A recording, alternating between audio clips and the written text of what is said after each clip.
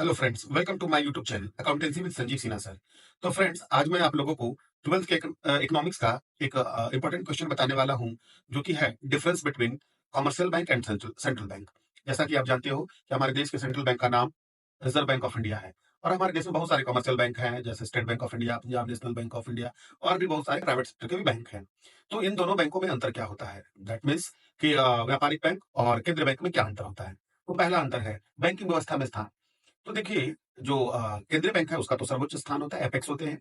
और बैंकिंग व्यवस्था, बैंकिंग का स्थान जो होता है केंद्रीय बैंक के क्या होता है? बाद होता है। मतलब मेन कौन हो गया? सबका पिता कहो, वो कौन हो गया? तो वो हो गया केंद्रीय बैंक। और पुत्र कहो, नीचे वाले कहो, तो वो हो गया तुम्हारा कौन सा बैंक हो गया? व्यापारिक बैंक। ठीक है। दूसरा है उद्देश्य।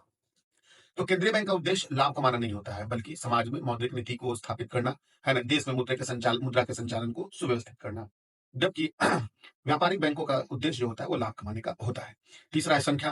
तो भाई सभी देशों में केंद्रीय बैंकों की संख्या एक होती है, केवल अमेरिका को छोड़कर। अमेरिका में 12 केंद्रीय बैंक है। जबकि व्यापारिक बैंकों की संख्या पर कोई बात हो ही नहीं सकती। बहुत सारे व्यापारिक बैंक होते हैं, जिसमें कुछ सरकारी क्षेत्र के होते हैं और कुछ निजी क्षेत्र के भी होते हैं। स्वामित्व।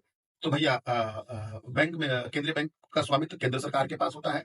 जबकि व्यापारिक बैंकों का स्वामित्व उनके शेयर होल्डर्स के पास होता है। नेक्स्ट है जनता से संबंध। तो केंद्रीय बैंक का जनता से कोई संबंध नहीं होता, मतलब जनता से व्यवहार नहीं करती है केंद्रीय बैंक। जबकि व्यापारिक बैंक प्रमुख रूप से जनता से ही व्यवहार करती है। नेक्स्ट है बैंकर।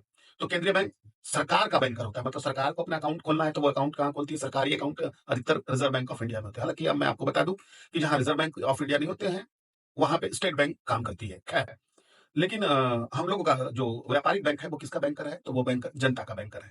नेक्स्ट है नोट निगमन। केंद्रीय बैंकों को नोट निगमन करने का अधिकार है, नोट जारी करने का अधिकार है। हमारे देश में नोट जारी कौन करती है? प्रत्येक देशों में नोट कौन जारी करती है? तो केंद्रीय बैंक जारी करती है। जबकि है ना, व्यापारिक बैंक ऐसा कुछ नहीं करती। व्यापारिक बैंकों के पास नोट निर्गमन का कोई अधिकार नहीं है। अगला पॉइंट है वो है ऋण।